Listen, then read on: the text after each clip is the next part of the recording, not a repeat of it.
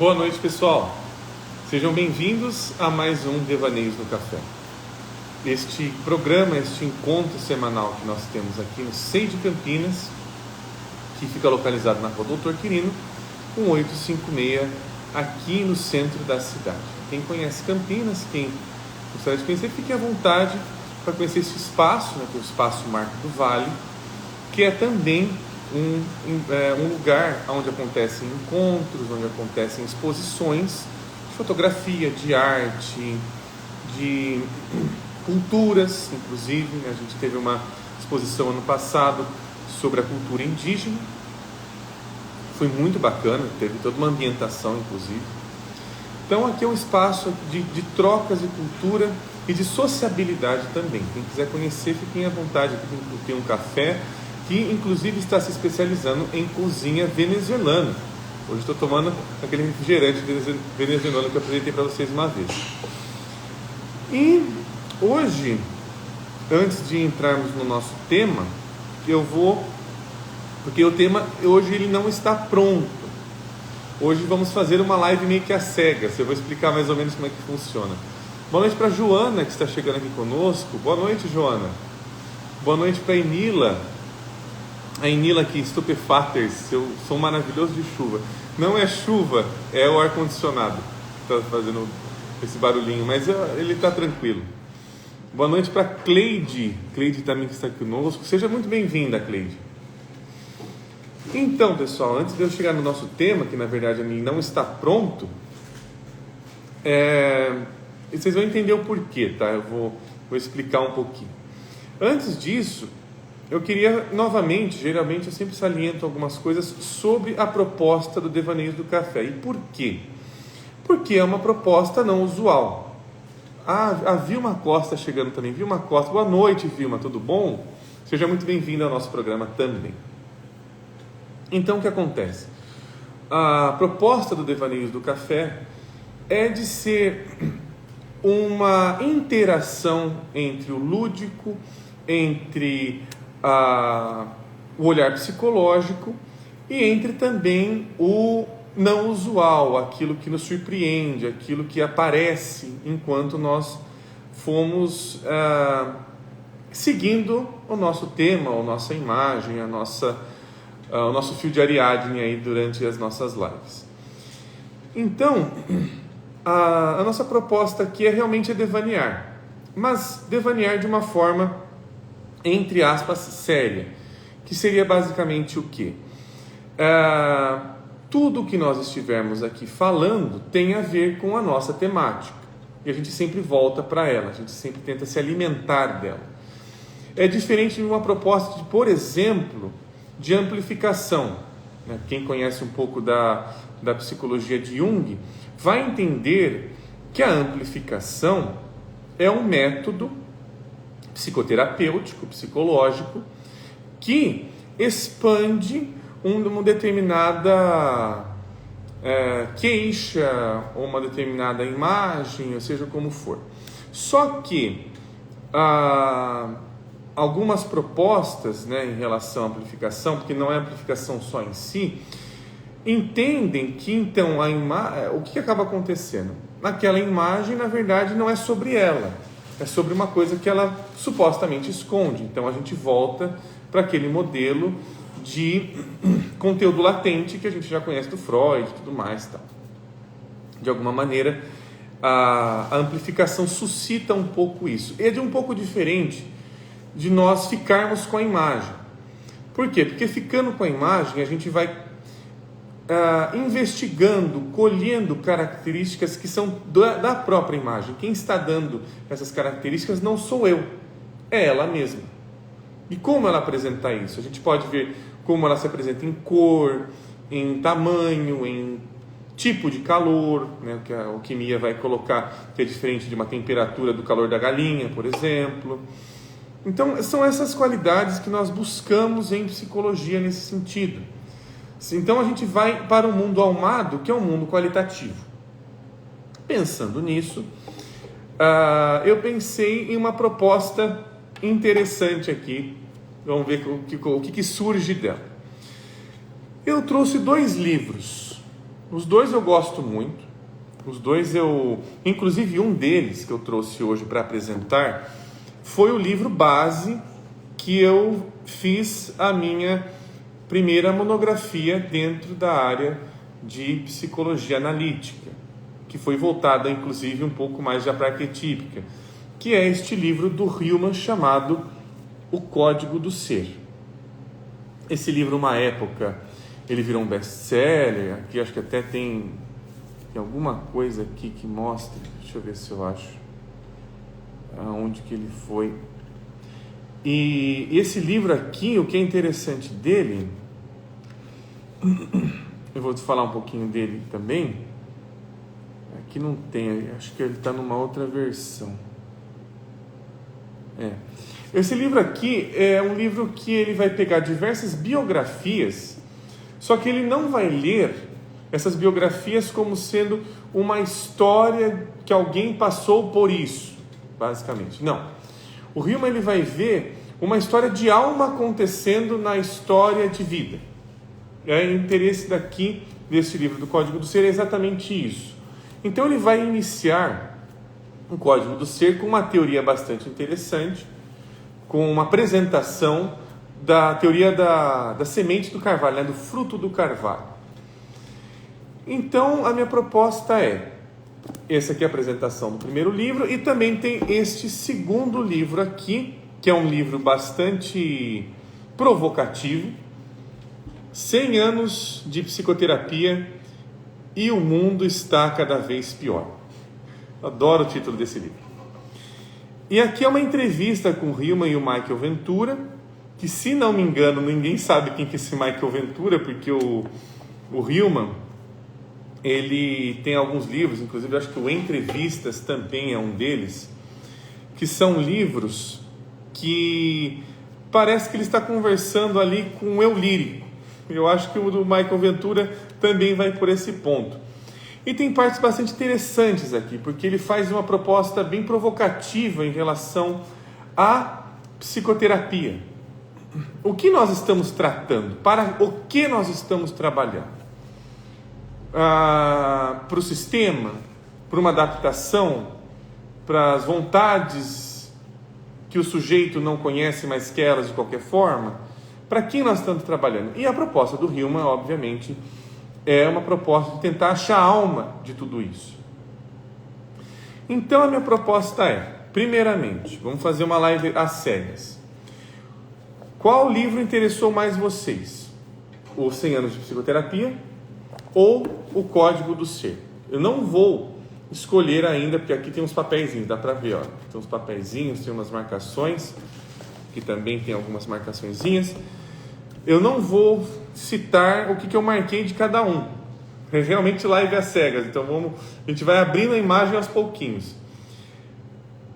Gostaria de saber sobre vocês qual livro lhes atraiu mais, e a gente vai seguir então depois algumas marcações, e a gente vai por elas mediante o livro que foi escolhido.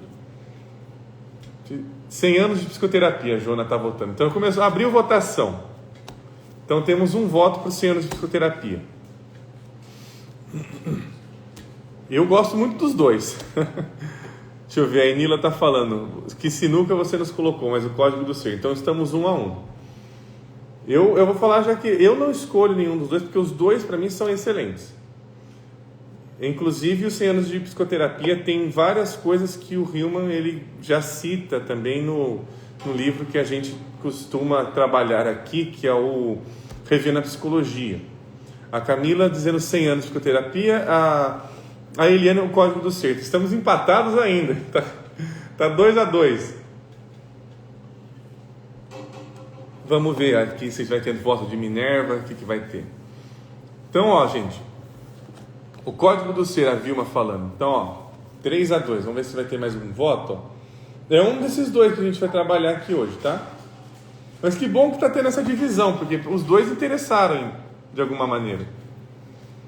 Deixa eu ver se vai ter mais um voto. Porque aí, deixa eu ver, vou esperar mais um pouquinho. Se tiver 4-2, aí eu já encerro a votação. Se ficar 3-3, aí vai ter voto de Minerva. Aí eu vou ver se o voto de Minerva aparece alguém ou se vai ser eu. Vamos ver. Vou esperar aqui se alguém mais vai votar. Então hoje, vou apresentando de novo os dois livros.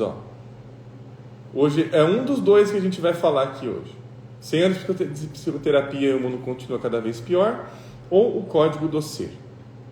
Temos esses dois aqui. Mostrando aqui de novo o pessoal. Enquanto isso, eu vou dar uma olhada já no livro que está sendo escolhido, né, que por enquanto está ganhando. Mas vou esperar pelo menos mais um voto, ver se aparece mais um voto. Deixa aqui.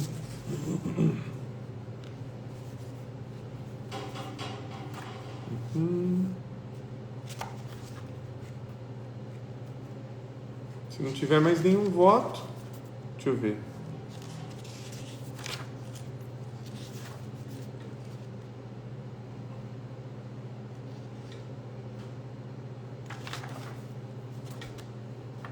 Não tem mais nenhum voto por enquanto.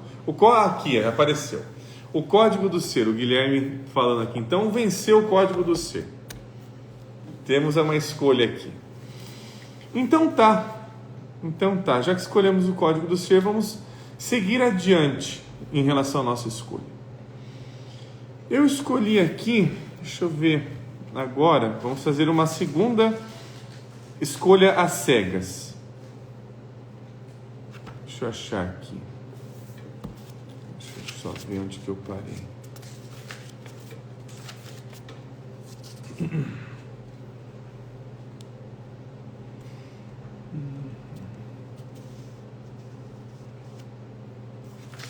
Aqui. Ah, tá, é aqui. Deixa eu só ver que página que tá. Deixa eu só marcar ela aqui, só um minutinho, pessoal.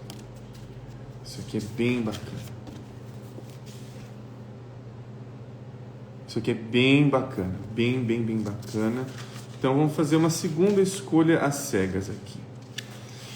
Bom, aqui o Hillman, ele vai começar o livro, tem um capítulo introdutório que ele vai se chamar, em poucas palavras, a teoria do fruto do carvalho e a redenção da psicologia. Aqui a questão vai ser a seguinte, então. A segunda escolha às cegas é: vamos falar um pouco sobre beleza ou vocação pessoal? Essa é a segunda escolha. Eu não vou dizer mais nada do que ele está dizendo. Então, nosso tema vai ser ou beleza ou vocação pessoal. Bati aqui. Qual que é o que vocês escolhem? Vou deixar para votação de novo. Vamos para beleza ou para vocação pessoal? Qual vai ser a nossa temática de hoje? A Joana votou na beleza. Temos um voto para a beleza. Vamos ver. Camila votou na vocação pessoal. Então temos um empate aqui, 1-1. Vamos ver se temos mais votos aqui. Vocação pessoal, Guilherme passando. Vocação pessoal, terceira, 3-1. Deixa eu ver se vai ter mais algum voto. Se ficar 4-1 já acabou. Se ficar 3-2. Deixa eu ver mais aqui se vai ter algum voto.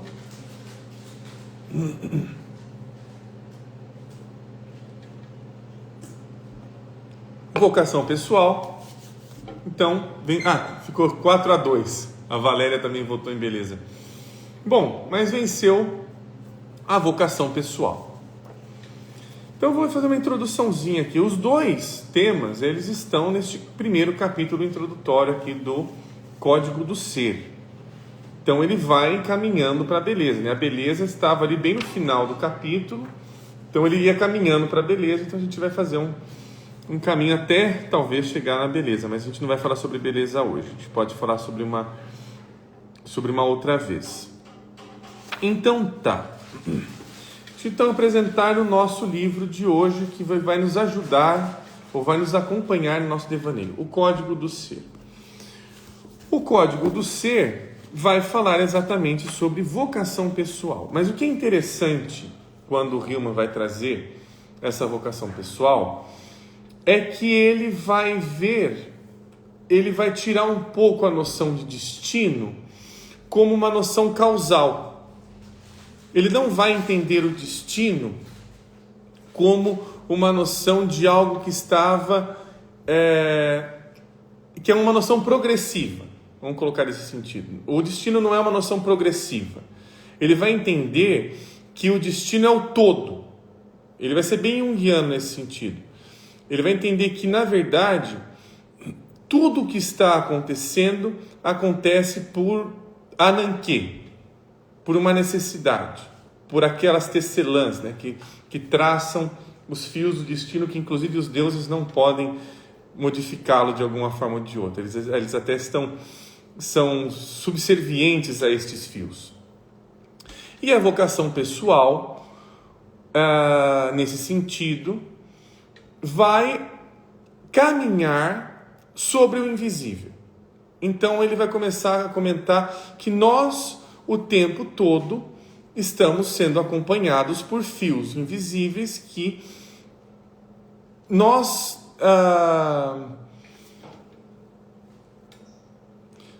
não temos que fazer alguma coisa com eles. Eles estão fazendo alguma coisa conosco o tempo todo. Essa é a noção de vocação pessoal que o Riemann está trazendo. Então, eu vou selecionar alguns trechos aqui que ele vai dizer, inclusive, que este livro, né, o Código do Ser, é um livro sobre senso de destino. Senso de destino é diferente de um derradeiro destino, é um fatídico destino, é um senso. É como se tivesse um sensor me acompanhando. Inclusive, o que ele vai se basear bastante nesse livro é na visão do daimon. O daimon se não me engano, é Platão, Aristóteles. Acho que é Platão que vai falar sobre o daimon, que é sobre uma força invisível que acontece até mesmo antes de eu nascer. Ou seja, se a gente for tirar um pouco de visões espiritualistas e tentar olhar de uma visão mais psicológica possível em relação a isso, o que ele está dizendo tem alguma coisa dentro de todas as coisas que elas estão se encontrando não por acaso, mas por um propósito. Ou seja, tudo tem um significado por si mesmo e eu não tenho que dar significado às coisas. Eu tenho que, na verdade, chegar ao invisível. E chegar ao invisível é baixar, é fazer catabas, é aprofundar. Por isso, a psicologia arquetípica se preocupa bastante com o aprofundamento, pois é o aprofundamento que vai me trazer uma relação com o invisível. Sem relação com o invisível, eu não tenho relação comigo mesmo. É basicamente isso, tá? Resumindo um pouco a ópera, que se eu não me relaciono com o invisível, que o invisível é o quê? É uma apresentação de todas as coisas, de que elas não são apenas uma coisa só. Tem mais coisas aí e eu não estou vendo. Ou seja, o invisível, de alguma maneira, nos retira de uma posição de ingenuidade sobre as coisas.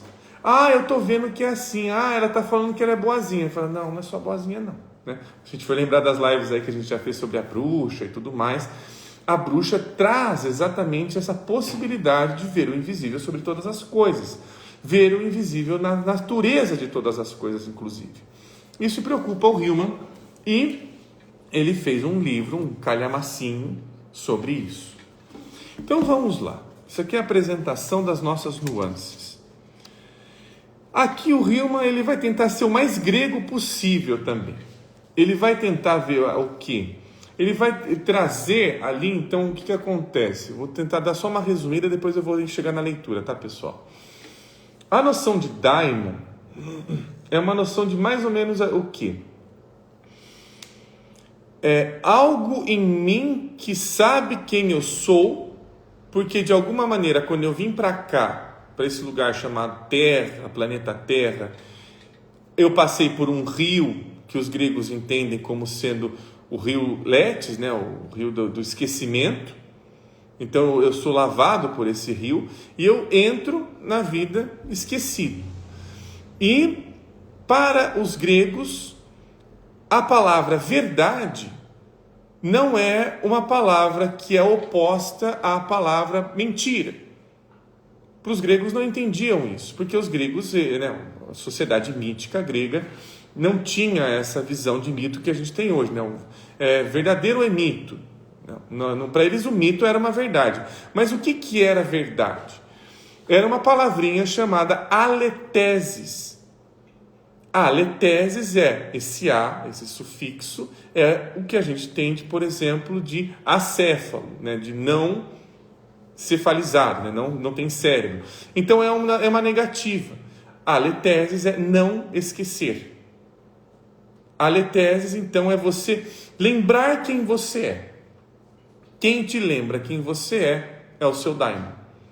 E ele vai fazer isso como? Através de caminhos de negativas. Quando você estiver seguindo por um caminho e não for o seu caminho, o senhorite vai sofrer muito. Por algum propósito, que é um propósito inato, um propósito inerente, um propósito seu. Não é um propósito da sociedade, não é um propósito da família, não é um propósito de um propósito religioso, né? Uma ideia religiosa, não tem nada desse sentido, é um propósito próprio, é um caráter próprio. Então o caráter ele vai entender nesse sentido. Introdução feita, vamos à nossa leitura. Alguma dúvida, pessoal, comentário, sugestão, reclamação, qualquer coisa do tipo, fiquem à vontade para comentar aí, tá? Senão eu vou ficar falando que nem uma matraca e vou achar que vocês estão entendendo alguma coisa. Então, por favor, comentem se não entenderam nada. Por isso que a gente está fazendo uma introdução para falar de vocação, um sentido de vocação pessoal. E ele vai apresentar, inclusive, já nos primeiros parágrafos do livro, que este livro, inclusive, além de ser um senso de destino, é um livro sobre força de caráter. Que caráter é esse que predomina sobre todas as coisas, fazendo com que seja mais forte que eu olhe para aquilo e não para uma outra coisa? Então, esse livro vai entender que posturas de você tem que mudar seu mindset, por exemplo, que é um termo mais pós-moderno que a gente tem aí. É uma besteira, é uma como é que eu poderia dizer? É um auto-engano, no sentido de você está querendo deixar de ver o que é importante para você. Né? O que é o patologizar, que a gente comentou aqui bastante, que ele vai falar nesse livro aqui também. O patologizar é um deformar as coisas como elas estão sendo vistas. Mas quem escolhe se deformar não é a consciência habitual, é a nossa fantasia. É a nossa alma, né? Ou o nosso fantasiar sobre todas as coisas que está fazendo isso constantemente em nós. Então ele vai trazer essa noção aqui dizendo o seguinte, ó. Portanto, isso estou na página 14, terceiro parágrafo do livro. Inclusive é pela editora Objetiva, né? Esse livro aqui eu tenho da editora Objetiva. Ele vai dizer o seguinte aqui, ó. Portanto, este livro deseja consertar um pouco desse estrago. Que estrago que é esse? Ele vai dizer aqui, ó, deixa eu ler um pouquinho aqui em cima, quer ver? O estrago do trauma. Ele vai colocar aqui que é o estrago do trauma, de uma ideia de trauma. Ele vai entender que o trauma, ele vai... Aqui é também importante citar isso aqui. Ele vai entender que a ideia de trauma é uma ideia que ela é concebida muito causalista. Não que ela não exista. Ela tem a sua cerne. Mas que a gente começa com a ideia de trauma a entrar num tipo de fantasia que é contra a fantasia da alma, que é o quê? Todas as coisas estão servindo à alma. Então, se isso aconteceu, é um trabalho de alma que está acontecendo, não é só um trabalho traumático, não é só um trabalho de evitar que coisas ruins, coisas más ou consideradas más aconteçam.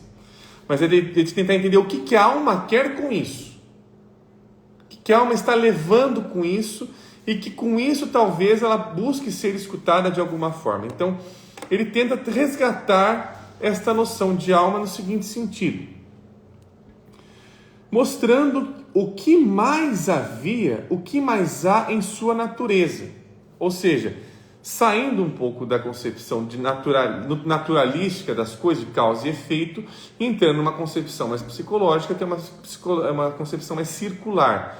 Ou seja, todas as coisas, elas estão servindo a um propósito inerente, ou a um a mais propósitos inerentes, né? Estou colocando um, mas há mais coisas envolvidas do que só o que está sendo aparentado. E ele continua: deseja ressuscitar as inexplicáveis reviravoltas que desviaram seu barco nos rodamuinhos e baixios da sua ausência de significado, levando você de volta ao sentimento do destino. É isso que eu deveria estar fazendo.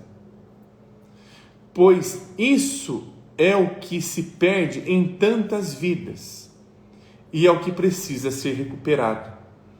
Um sentido da vocação pessoal, de que existe uma razão para eu estar vivo. Isso aqui eu acho que já é uma baita de uma bomba que ele lança.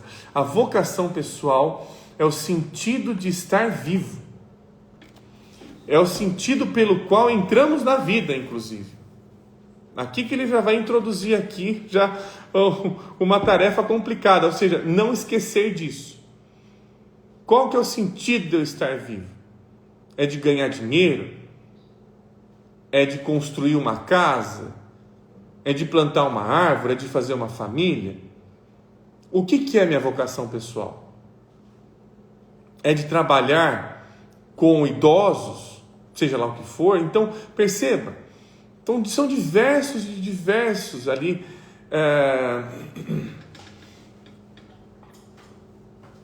diversas peculiaridades, diversos destinos.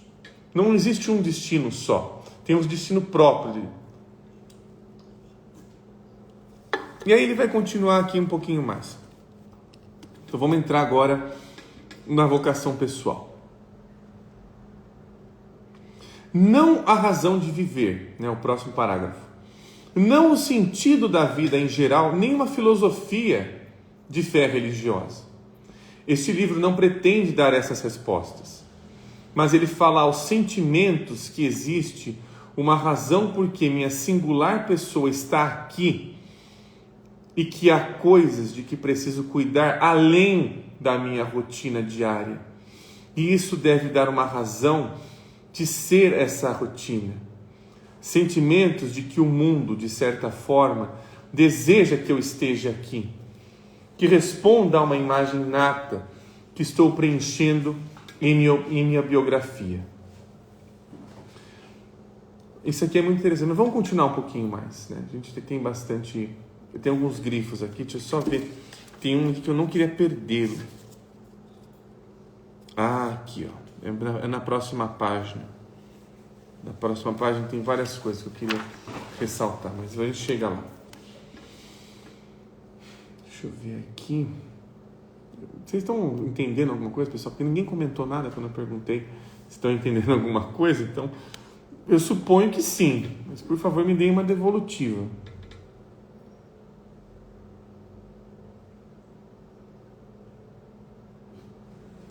Aqui ele vai fazer uma... Quer ver?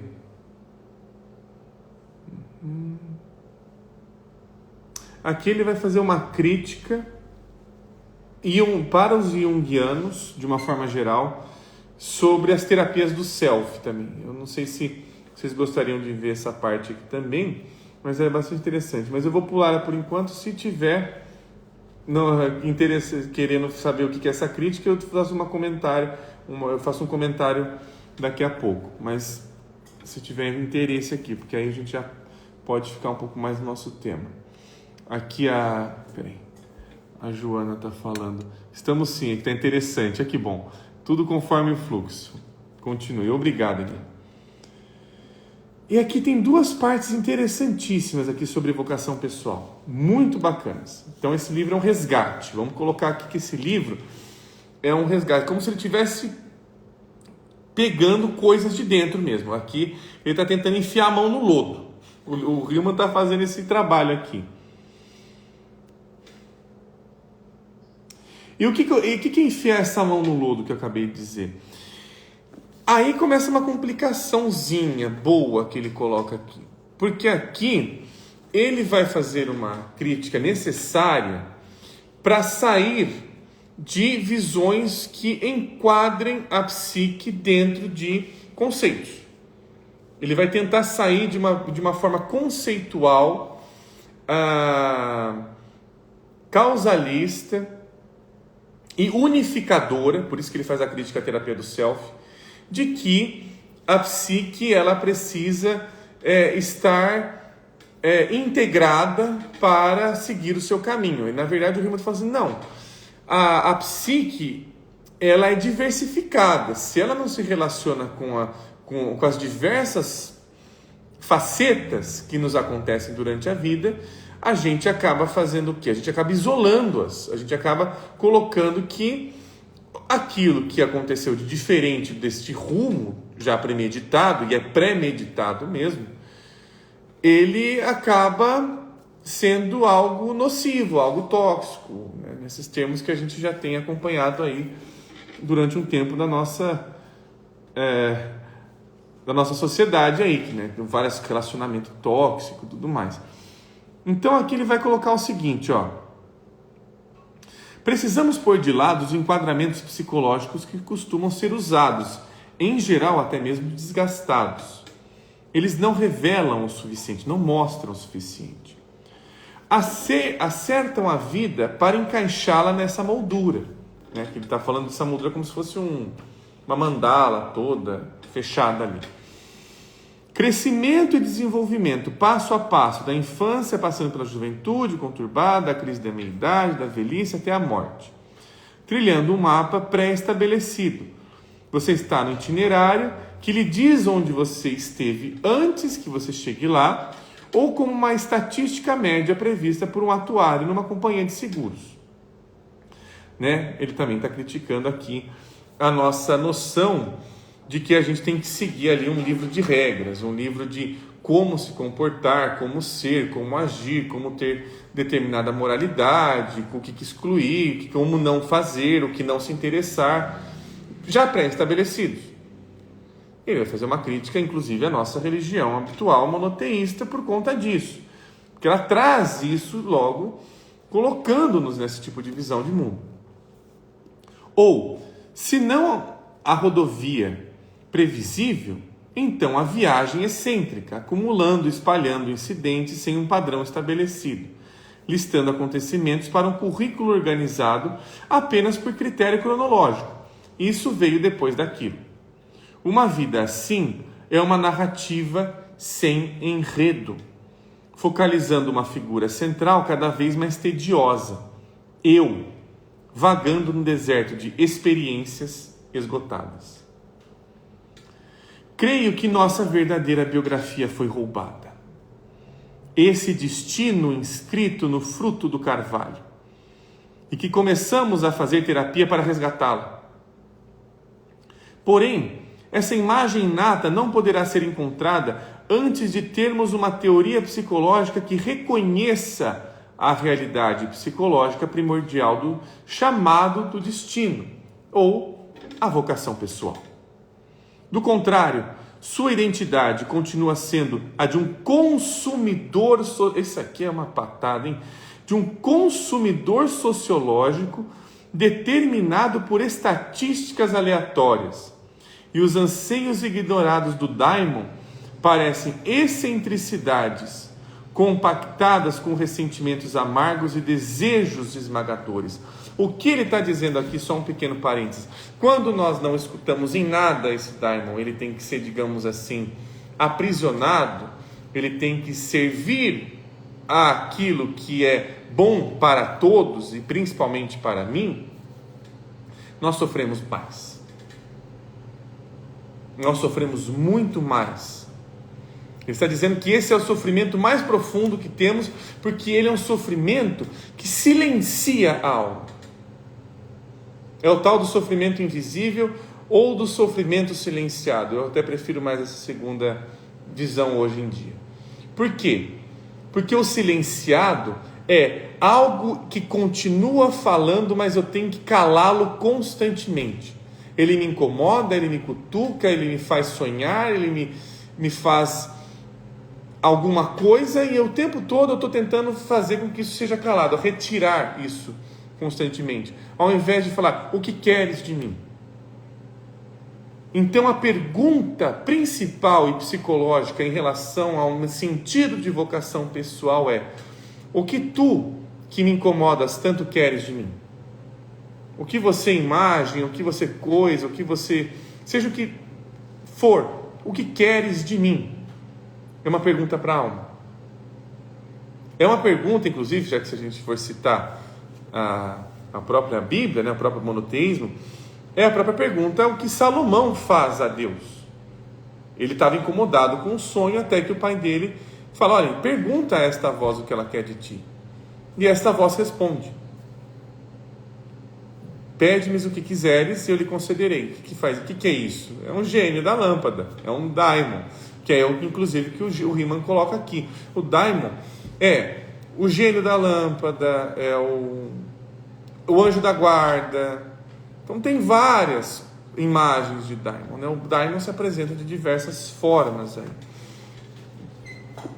E aí ele continua. Cadê onde eu parei? Aqui. Do contrário, sua identidade... já que eu já li. Aqui, achei. A repressão chave da estrutura da personalidade em todas as escolas de terapia não é do passado. Olha que interessante, isso aqui ele faz uma puta de uma virada. Mas do fruto do carvalho e dos erros que cometemos em nossa relação com ele. Tornamos nossa vida monótona pela concepção que dela temos. Paramos de imaginá-la com algum romance, alguma ficcionalidade. Portanto, este livro também pega o tema romântico, ousando considerar a biografia em termos de conceitos muito abrangentes, tais como beleza, mistério e mito.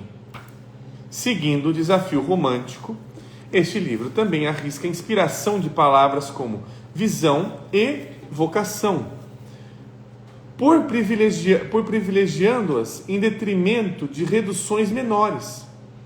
Não queremos minimizar o que não compreendemos, mesmo quando, num capítulo posterior, falamos cuidadosamente de explicações genéticas, não deixamos de lado o mistério do mito. Então, aqui tá... aqui depois eu vou pular umas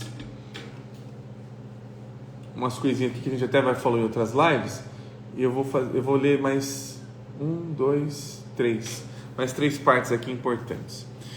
E por que eu estou trazendo isso? Porque a gente pode continuar esse tema, né, numa próxima live, na nossa próxima live, ou a gente faz um outro tema também. Tem vários temas bons aqui. Mas vamos ver. Tem comentário, eu vou parar aqui para ver o comentário. É da Joana. Tudo o que vem ao nosso encontro, mesmo que pareça árduo, é enviado por uma força mais profunda que deseja que nos tornemos quem já fomos desde o início. Então, é interessante essa visão, Joana. Deixa eu só sair daqui. Porque o que ela vê? Ela está vendo, ela está, digamos assim, tirando um pouco a noção de causa e efeito e vendo que, bom, o propósito não é para a minha vida cotidiana. O propósito não é para a minha vida diurna. Estabelecido o propósito é para a minha alma. Então, quando alguma coisa ela está acontecendo hoje e eu estou lembrando de, por exemplo, algum acontecimento do passado, uma infância e tudo mais, o Riemann tira a questão da infância como sendo um momento em que as coisas foram criadas e coloca como as coisas talvez começaram a ser descobertas. Eu descobri que, por exemplo, verde é mais bonito que azul para mim. E o fulaninho lá, coleguinha da minha escola, achava que o preto era mais bonito que o azul. E a fulaninha achava que o vermelho era mais bonito que o lilás. Exemplo bobo. Mas percebe que aí é uma diferença de tonalidades.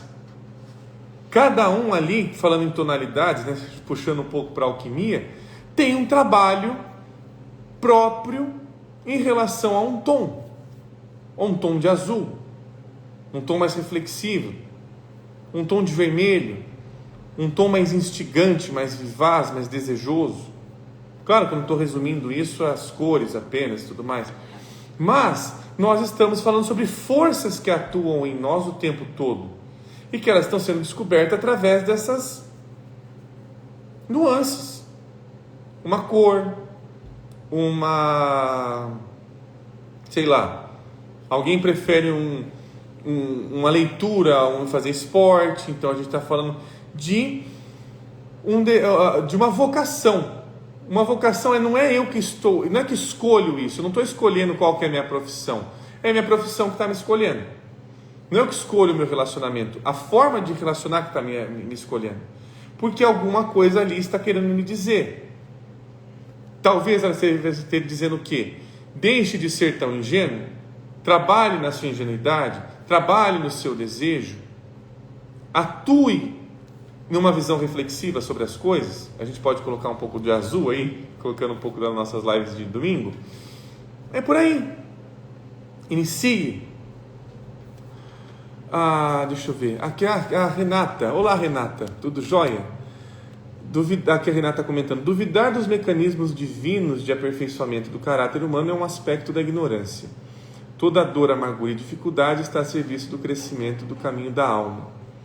Eu coloco mais o caminho da alma, né, Renata, como um caminho, eu não sei se de crescimento, mas de aprofundamento. Qual que é a diferença? Que é importante isso que você citou. Quando nós falamos de crescimento, é algo que digamos assim, nos dá uma vida, nos dá ali uma concepção daquilo que temos que viver. Se a gente for pensar, por exemplo, na Coreia, a mãe dela, a Deméter, deu a vida para ela, fez a menina aparecer, crescer ali. Só que o que acontece, por exemplo, com a Coreia quando ela está com Deméter? Ela é impedida de se relacionar com todo e qualquer tipo de Deus. Ela deixa bem claro, inclusive até próprio Zeus diz, não toca na menina. Ou seja, a vida que a mãe estabeleceu para a menina é continuar menina. Agora, o aprofundamento é um caminho de baixar, ir para o invisível. Então, o caminho da alma é para baixo. Isso o Hillman fala constantemente no livro do Ânima, na investigação sobre uma imagem, na alquimia. Em todo momento ele vai falar sobre o caminho da alma. Por quê? Por que ele se interessa tanto por esse raio de ficar se baixando? Porque a gente para de ser inocente. Enquanto a gente está na vida, no sentido aqui em cima, alguma coisa inocente, a gente está sendo inocente demais em algum aspecto da vida, sem saber. Agora, quando a gente é raptado, quando a gente sofre, quando a gente tem um apaixonamento, quando a gente fala, cacete, fudeu tudo, não sei o que está acontecendo mais na minha vida, tem alguma coisa que puxou a gente para baixo. E esta coisa que nos puxou para baixo está querendo aprofundamento. E aí ele fala, então a gente vai ficar com esse raio chamado sintoma aqui, que é o início de uma vida psicológica, que é o que nos traz, é o que nos rapta para uma vida psicológica. Fala, você vai ficar nessa caceta aqui, porque aqui é que você vai começar a saber quem que você é e não saber que era. Sai de uma postura de inocência. Então, qual que é a psicologia? O que a psicologia arquetípica se preocupa, de uma maneira geral, digamos assim, com perder um pouco perder o que a alma quer perder da sua inocência. O que a alma quer perder em relação ela está dizendo, olha, isso que você está vendo não é só isso daqui. Uma cadeira não é só cadeira. Tem mais coisa que dá para fazer com a cadeira. Tem mais coisas que dá para... Essa cadeira pode ser outras coisas. Você nunca colocou a cadeira de cabeça para baixo para saber. Você nunca jogou ela para cima. Você não sabe o peso que ela tem. Estou colocando um exemplo bobo aqui, né? Mas aí outro comentário da Joana. A vida não é um conjunto de regras a serem seguidas, mas um fluxo profundo que nos leva para onde precisamos ir.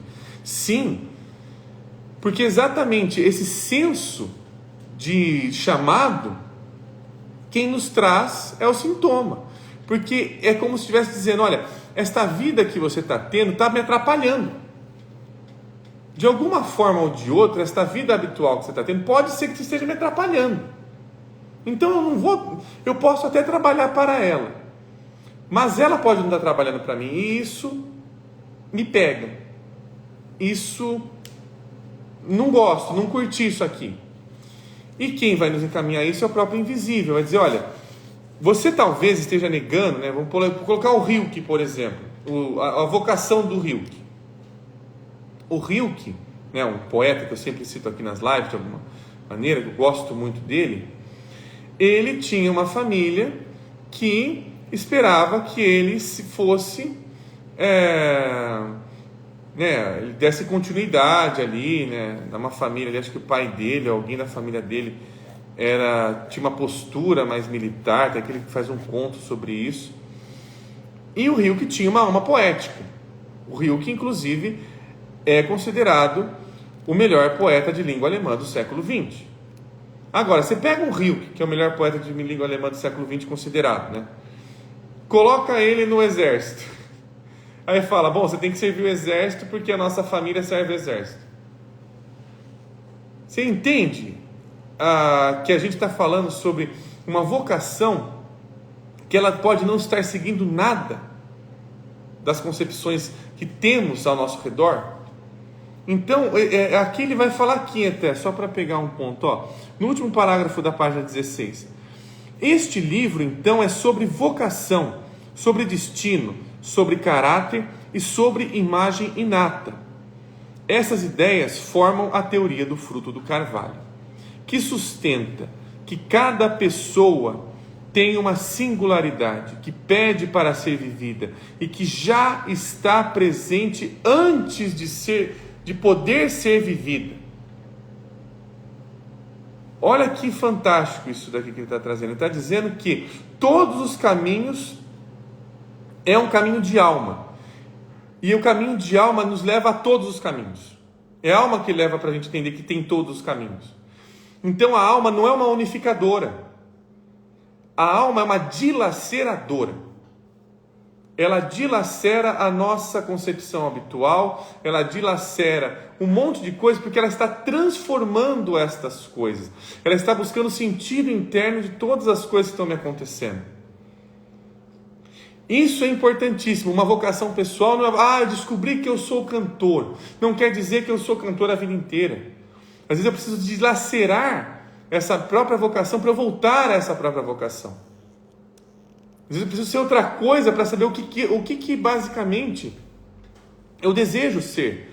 Esse chamado vai através dos nãos. O caminho do daimon é um caminho de negativas. É um caminho de não é por aqui. O caminho do não é um caminho correto, como a gente pode dizer, uma única verdade, uma verdade absoluta. Não. É um caminho em que você vai percebendo em você mesmo as coisas mudando. Agora isso não faz mais sentido. Então é como se o destino fosse das coisas acontecendo em você, não de você fazendo sobre as coisas. As coisas podem se cansar da gente. Uma hora a gente pode, gostar de, fazer natação. Chega um momento que fala que não gosto de fazer natação. E vai descobrir que é, na verdade, um grande pensador que gosta de fazer vários nadas. E vai dizer vários nadas torna-o um grande pensador. Pode mudar. Mas percebe como uma coisa vai fazendo sentido, uma coisa vai conversando com a outra. Mas porque elas se deformam. Não porque elas se unem, ficam juntas para sempre e tudo mais. Não nesse sentido. Que é um pouco inocente também, né? É um pouco ingênuo demais. Comentários. Aqui eu já tinha lido. Enila. Quanta porosidade temos para abarcar os anseios da alma? E como nos tornamos mais permeáveis? Quer ver? Espera aí. Então, essa é uma pergunta interessante, porque o que é que acontece? Quer ver? Vou tentar achar aqui.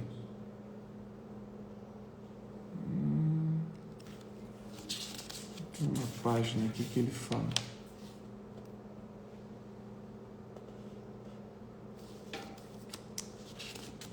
Deixa eu achar aqui. Senão eu falo de cabeça mesmo, não tem problema. Acho que achei. Aqui, ó. Espera só um pouquinho, ó. Deixa eu só ler esse parágrafo aqui, para só dar uma contextualizada. Parágrafo da página 23, primeiro parágrafo. Apesar desse cuidado invisível, né, o daimon, no caso, que nos cuida invisivelmente, ou o anjo da guarda, como preferirem, preferimos nos imaginar sendo atirados nus a este mundo, terrivelmente vulneráveis e fundamentalmente sós. É mais fácil acreditar que alguém heroicamente se faz na vida sozinho do que acreditar que podemos muito bem ser amados por essa providência que nos orienta, que somos necessários pela nossa bagagem e que às vezes recebemos a ajuda fortuita da providência em situações de aperto. Posso afirmar isso com um fato normal e reconhecido, sem citar um guru, testemunhar em nome de Cristo ou reivindicar o milagre de uma recuperação? Por que não inclui o fato na psicologia o que antigamente se chamava de providência, algo invisível que vela por nós? Então, Enila, para tentar aqui abarcar um pouco a sua pergunta, essa porosidade com a qual você está dizendo é a seguinte: a partir do momento em que tomamos uma concepção heróica sobre todas as coisas precisam ser salvas. Ou seja, tudo aquilo que eu sou, que eu tenho, a que eu pertenço, precisa ser mantido. Vamos pensar salvar como se fosse no computador. O que você faz quando você faz uma pastinha no computador e salva? Você mantém aqueles arquivos. Você deixa eles num lugar que eles ficam salvos, que eles ficam ali. Assim que eu precisar desse recurso, ele está ali. Só que quando esse recurso... Vamos pensar assim, ó. Só que se esse recurso está sempre ali, a pastinha me lembra do recurso. Eu não lembro de buscar o recurso. Ele já está facilitado para mim. A partir do momento em que, por exemplo, a gente não precisa mais plantar alface, porque eu só vou no supermercado e compro alface, porque a alface está salva lá no supermercado. A partir desse momento, eu não conheço, eu deixo de me relacionar, por exemplo, com o que gera uma alface. Como uma alface existe por ela mesma? Como é que planta uma alface?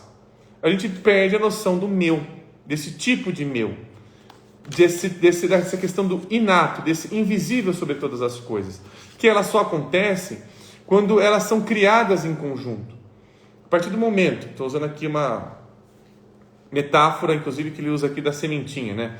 A partir do momento em que eu cultivo essa sementinha está me cultivando, porque a alface já existe na sementinha. Se eu cuido dela, ela vai me devolver isso em forma de alimento, algo que vai me nutrir, algo que vai me sustentar. Mas, ao mesmo tempo, ela tem o tempo dela.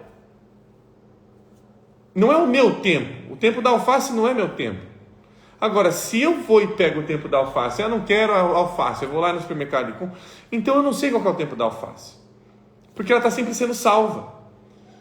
Então, a gente só se torna mais poroso nesse sentido quando a gente, de alguma forma, não precisa salvar todas as coisas. Elas podem ter seu próprio rumo. E aí, ao mesmo tempo, a gente pode cultivá-las. A gente pode criar uma noção de cultivá-las. Se eu, por exemplo, eu não preciso aprender, vou pegar um exemplo meu, tá? Vou colocar eu não preciso aprender a lutar. Que, eu vou lá e tenho uma defesa, contrato de segurança e beleza. Eu vou ter uma falsa noção de segurança, porque para mim eu tenho pessoas ali ao meu redor sendo meus seguranças, eu estou seguro. Mas aí eu deixo de fazer o quê? Eu encaminho toda a minha questão, a meu olhar de segurança, por exemplo, estou citando aqui, para outras pessoas. Eu deixo de, por exemplo, perceber quando alguém é uma ameaça, porque aí o segurança vai ter olhar de ameaça, ele vai lá e me tira. Mas está no outro, não está mais em mim. Então o que o Hillman faz aqui com vocação? Devolve. Pega a segurança e coloca em você, então. Coloca em você para você ver o que você precisa. Ah, tá. Então, se eu não estou seguro, eu vou ter que aprender a fazer isso sozinho, né? Vai. Não é o dinheiro, não é o segurança que você contratou que vai te salvar. Não é matando que você vai salvar. Percebe? É aí que ele está trazendo essa noção. Tudo isso que eu estou falando também é uma metáfora, tá, pessoal? É só um exemplo, mas são metáforas também. Aqui outro comentário da Emília. Quem é fulano na fila do pão para ditar o que alguém deve ou não fazer? Geralmente quem gosta de ditar regras, nem mesmo a própria alma consegue ouvir. Porque aí quando alguém dita a gente pega ali uma regra, né, uma concepção de o que tem que ser vivido ou não, eu estou me sujeitando àquilo. O Freud mesmo, Jung, seja quem for, entende que a gente não é sujeito do próprio desejo porque alguma coisa pega isso de nós. Dá isso aqui para mim. Eu quero você, eu quero o palco. Então o nosso eu, muitas vezes, ele tenta se colocar na frente dessas outras qualidades, ao invés de aprender com elas. Aqui, quando o Hillman coloca a noção de caráter, aprenda o caráter de todas as coisas, porque todas as coisas que estão ao seu redor está te entregando junto uma forma sua, que você vai descobrindo que isso aqui não é meu, isso aqui é o fulano que está dizendo. Então ele vai colocando aqui, né, que ele vai trazendo a noção de a vocação pessoal, né, não estou me desenvolvendo, eu sou. Então eu estou acontecendo constantemente em relação a tal coisa. Eu sofro por tal coisa. O quão importante é essa tal coisa para mim e eu para ela. Ela vai acontecendo na relação. Aqui a Joana. Acho que a, entre aspas, beleza na vocação pessoal está em justamente suportar o processo, permitir-se sentir para que nosso verdadeiro eu possa emergir. Ou até mesmo, né, Joana, eu colocaria talvez suportar a profundidade da beleza. Porque pegando até o próprio Rilke, né, ele vai dizer ali que a beleza não é magnífica. Ele vai entender que a beleza é terrível. Mas em qual sentido de terrível? De é assustador, tudo mais tal. Não, o sentido terrível é que ela está tirando a sua visão habitual sobre alguma coisa, ou sobre várias coisas. Ela é terrível porque ela acabou de deformar seu olho. Ela acabou de te transformar e você está vendo aquilo acontecer na sua cara. O que é terrível nesse sentido? Porque você está perdendo uma consciência habitual. Você já não é mais o mesmo. O belo nos deforma. O sentido que os próprios gregos entendiam nesse sentido é de beleza, que eles cultuavam a beleza nesse sentido, é de deformação. Algum olhar está sendo perdido porque um outro está aparecendo ali com um brilho diferente. Um brilho muito diferente. Acendeu uma chama ali que não estava acesa até então. Ou que tinha toda a potência para estar acesa e algum vento soprou e acendeu ela. Alguma coisa aconteceu, ela acendeu e ela me acendeu junto, nesse sentido. Deixa eu ver se tem mais comentários. Não, mas antes da gente terminar a live, eu queria fazer uma pequena leiturinha aqui, quer ver? De que eu parei? Eu quero terminar fazendo uma pequena leitura. Deixa eu achar aqui. Tá. Deixa eu ver se é essa daqui. Aqui, ó. Essa aqui, peraí. Não, essa outra parte está na beleza, quer ver? Essa aqui é boa. Mas eu vou ler um parágrafo que eu acho bastante interessante, da página 21. É o parágrafo 3º.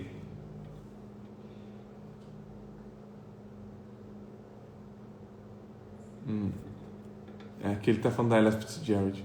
Aqui, ó. Parágrafo 3º da página 21. Apesar da relutância da psicologia em admitir o destino individual em seu campo, ela reconhece que cada um de nós tem seu feitio, que cada um de nós é definitiva e até desafiadoramente um indivíduo singular.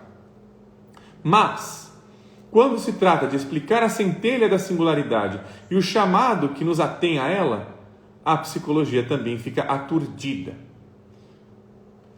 Seus métodos analíticos fragmentam o enigma do indivíduo em fatores e traços de personalidade, em tipos complexos e temperamentos, tentando localizar o segredo da individualidade nos substratos da matéria cerebral e dos cromossomos. Escolas mais ortodoxas de psicologia chutam essa questão para a parapsicologia, a fim de que ela estude os chamados, entre aspas, paranormais ou pesquise estações nas colônias distantes da magia, da religião e da loucura. Em sua forma agressiva e mais árida, a psicologia explica a singularidade de cada um por uma hipótese de acaso estático aleatório. Então, o que ele está aqui dizendo, o Hillman? Ele não está dizendo aqui que, então a gente tem que abolir a parapsicologia, a religião, a magia, seja lá o que for. Ele não está dizendo isso.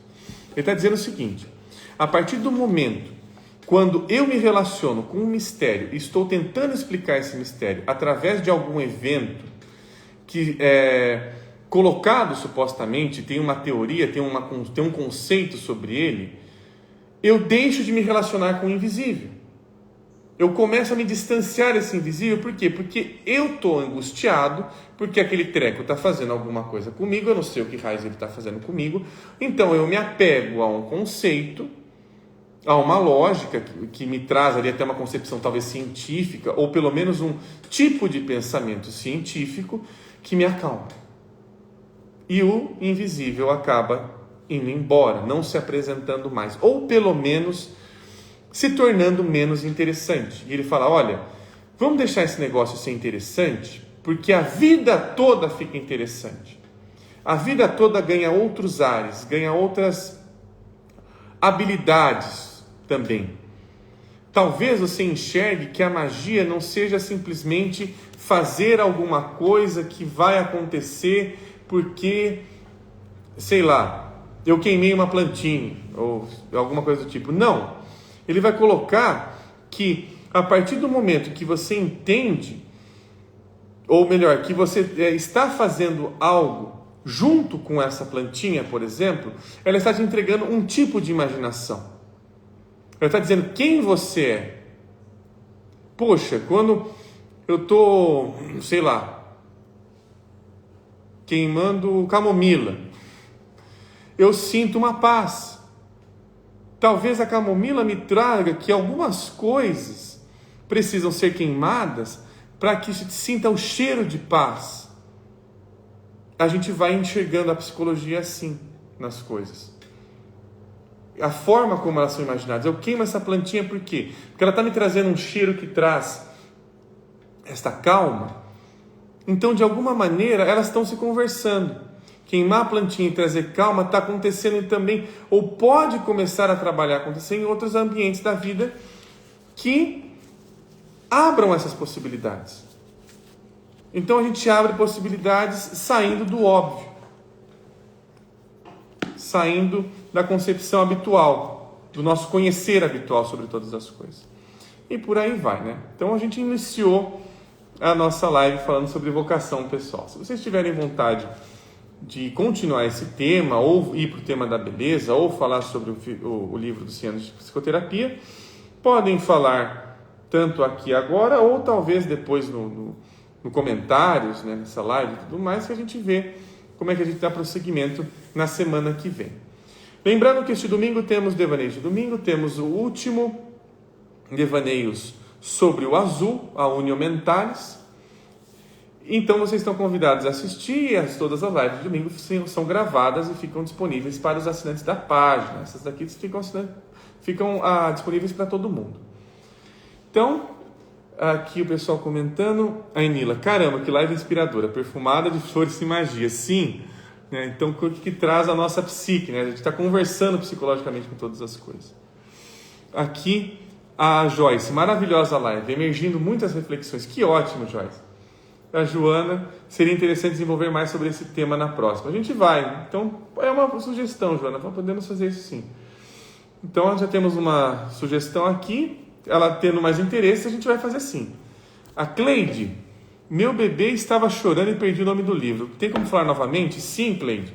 É o Código do Ser. Esse livro aqui, eu acho que ele tem na